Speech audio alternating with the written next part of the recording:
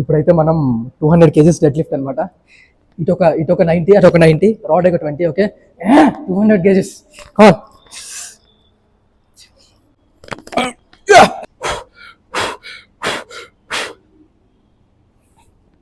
రే 200 kgs ఇది, 200 kgs ఇది. అసలు నువ్వు దాని బ్యాక్ అనుకుంటున్నావా, బత్తాగా అనుకుంటున్నావా? పిండేస్తున్నావు దాన్ని. దేనికిరా నీకు?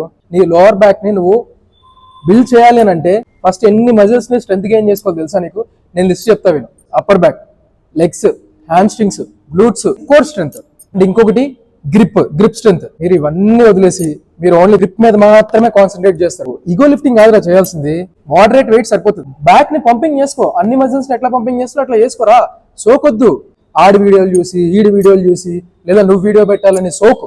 షో చేయడానికి మాత్రమే నువ్వు డెడ్ లిఫ్ట్ చేస్తున్నావు. నేను అందరినీ చెప్పట్లే, కొంతమంది నేను చూశాను కాబట్టి నేను చెప్తున్నా.